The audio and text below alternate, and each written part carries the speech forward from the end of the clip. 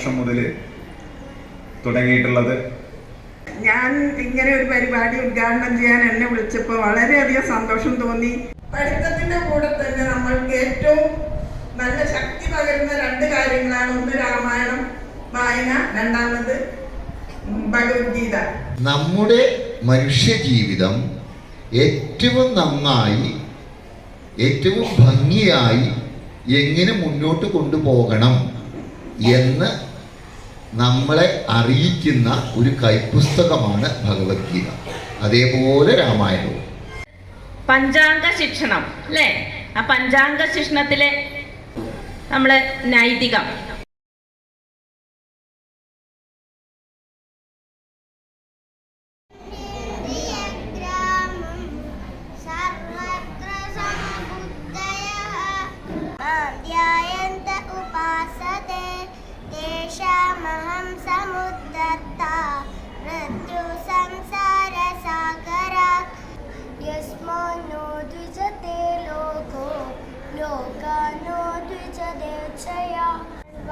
कर्माणि मयि सन्न्यस्य मत्परा.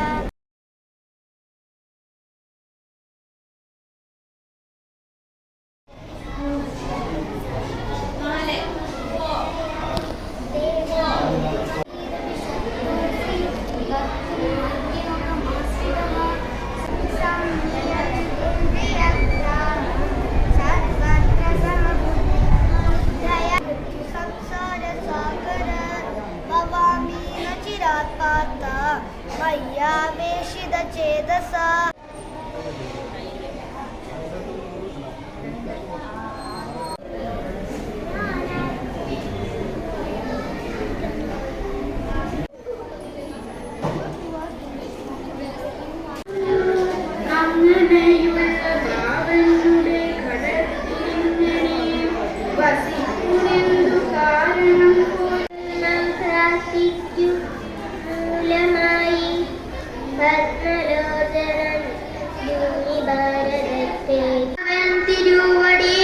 വിശ്വാമിത്രനെ നോക്കി പ്രീതി പൂണ്ടരുൾ ചെയ്തു. ആർക്കടാധീശ്വരനാക്കിയ ഭാര്യയെ യുദ്ധത്തിനാ വിളിക്കുന്നതു കേട്ടതി ക്രൂരനാം ബാലി പുറപ്പെട്ടു ചെന്നുടൻ. വാദവരീശ ഹിമാദപവാരണം പാദപവൃന്ദ ഫലമൂല സഞ്ചിതം.